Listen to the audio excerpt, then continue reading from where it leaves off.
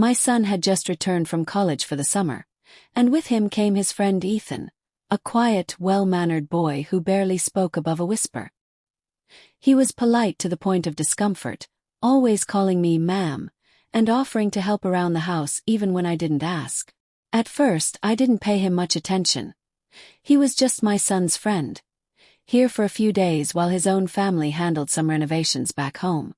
But then I started noticing things. The way he looked down whenever I entered the room. The awkward stiffness in his posture when I addressed him directly. And the way his eyes would sometimes linger a second too long when he thought I wasn't watching. My husband had been emotionally unavailable for years. Our marriage had dulled into routine silence. No real fights, but no warmth either. He worked late, traveled often, and barely glanced up from his phone when we were in the same room. I had stopped expecting anything from him long ago. I didn't cheat, I didn't complain. I just existed in the space between loneliness and numb acceptance. That made it easier to ignore the growing feeling of being invisible, until Ethan arrived and looked at me like I wasn't. I remember one evening after dinner, my son had gone out with some friends and Ethan stayed behind, claiming a headache. I offered him some water and Advil. He hesitated, then accepted, muttering a shy thanks. As I handed him the glass, our fingers brushed. Just barely. But he froze.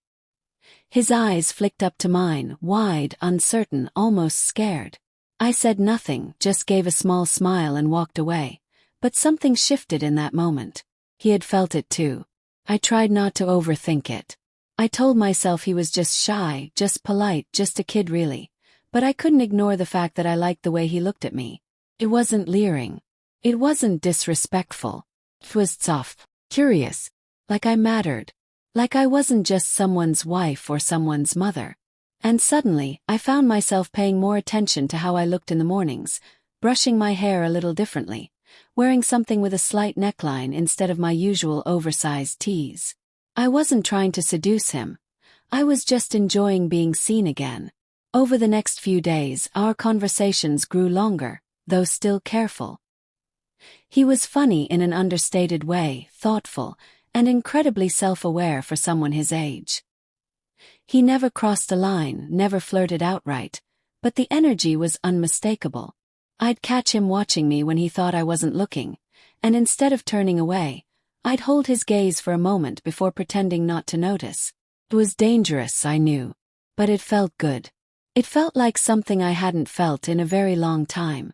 When I caught my reflection in the hallway mirror one afternoon, I barely recognized the woman staring back. There was color in her cheeks, a sparkle in her eyes. Not because she was in love or even infatuated, but because for the first time in years she felt like a woman again. It started to become a game between us, one we never spoke about but both played. Ethan would be in the kitchen when I walked in, and he'd glance up, then quickly back down. I'd pretend not to notice, but I always did. One morning, I wore a simple fitted top and asked if he wanted coffee. He stammered out a yes, eyes flickering toward me before settling on the floor. I handed him the mug, our fingers brushed again, and this time he didn't pull away so fast. Just a second too long, but I felt it. I started leaning into the silence between us, letting it stretch a little further each time.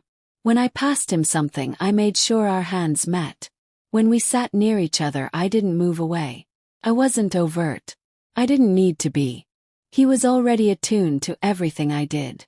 He noticed every shift in my voice, every breath, every glance. And I noticed him noticing. One night my husband was away again, and my son was out late. Ethan and I ended up alone, talking in the living room. The conversation was easy but charged. I asked if he missed home. He nodded and said, "It's peaceful here." I laughed, saying, "Most people would call it boring." He smiled and replied, "Not to me." That line stayed with me longer than it should have. I asked if he had someone back home. He looked embarrassed, said no, said he wasn't good at that sort of thing. "Girls don't usually notice me," he added. I tilted my head and said, "Maybe they're just not paying attention." He looked up at me and for once didn't look away.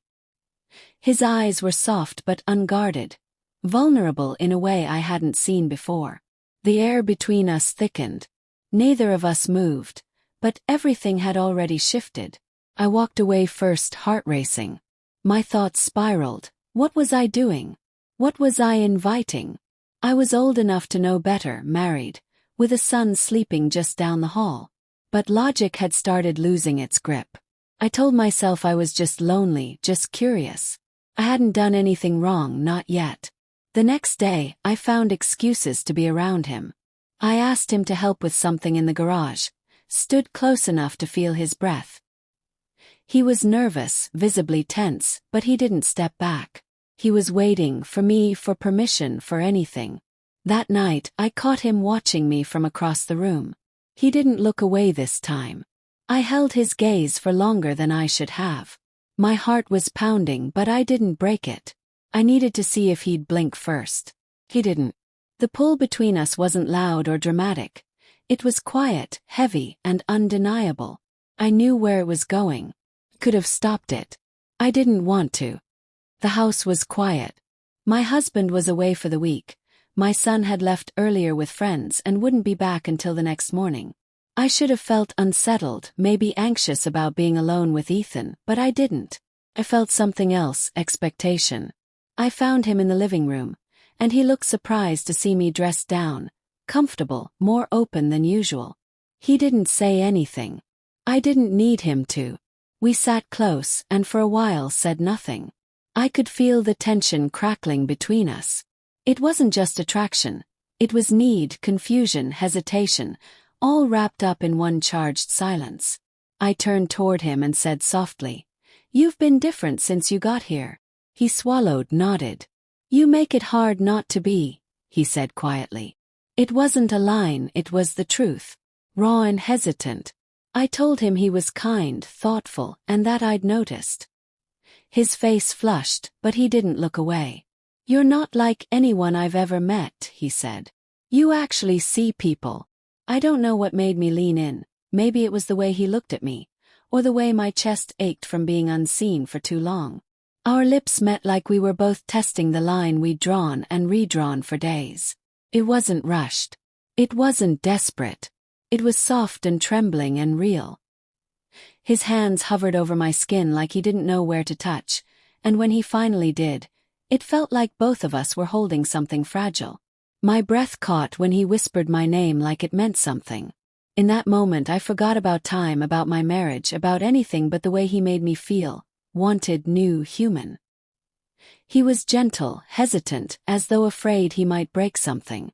I guided him, slowly, carefully, not out of dominance but because I wanted him to feel safe. There was no lust in the way he moved. There was reverence, uncertainty, and awe. Had been years since someone touched me like that. Years since anyone had seen me without expecting anything in return. When it was over, he fell asleep beside me, and I laid there, staring at the ceiling, heart pounding. The weight of what we'd done settled in, not with panic, but with stillness. I didn't feel regret in that moment. Felt quiet. My body felt alive, my skin humming with awareness. But my mind was already doing the math, what it meant, what would happen next, if anything. He shifted beside me, murmured my name in his sleep. I didn't touch him. I just watched him for a while, wondering how something that felt so tender could also feel so wrong. It wasn't love. It wasn't a fairy tale. It was a moment I'd let happen because I needed to feel something again. And I did. More than I expected. More than I should have. The next morning I woke up alone. The side of the bed where he had been was already cold. I sat up slowly, my body still echoing the night before, but my mind was blank. Downstairs I heard quiet movements. He was still here, still in the house, but everything felt different. I didn't go to him. I stayed upstairs trying to figure out what I wanted to say, if anything at all.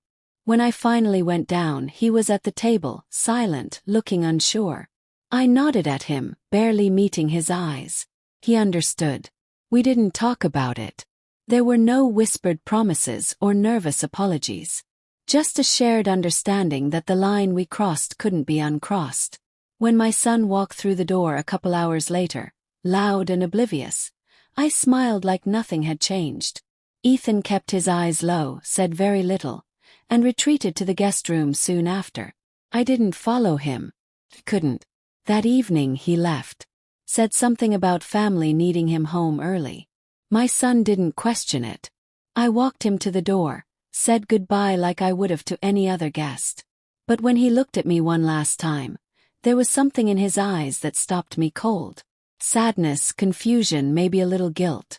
But mostly it was silence, everything we didn't say sitting right there between us. And then he was gone. My husband returned the next day, dragging his suitcase in and talking about work and flights and bad hotel food. I nodded in the right places, set the table, folded his shirts, went through the motions like I always did. He didn't notice anything. He never did. We sat in silence that night over dinner, the same empty ritual we'd repeated for years. I watched him eat, and I realized just how far apart we really were. Not because of Ethan. That distance had been there long before. Ethan just reminded me how wide the gap had grown. I didn't reach out to him. I didn't expect to hear from him either. It wasn't something we could talk about. It was a moment suspended outside of real life. A mistake, maybe. But also, in its own way, something necessary. I hadn't planned it. I didn't chase it. But when it came, I let it happen. And now I had to live with it. I wasn't in love with Ethan. He didn't belong in my world, and I didn't belong in his. But he saw me maybe more clearly than anyone had in a long time. And for that one night, I wasn't just a wife or a mother, or a woman disappearing quietly inside a routine. I was wanted. Chosen. Real. I don't know what it meant for him, or if he's still thinking about it. But for me it was a moment of clarity. A mirror held up to everything I'd ignored for years. And now that I'd seen it, I couldn't unsee it. I didn't regret the night. I regretted how long I'd gone without feeling alive.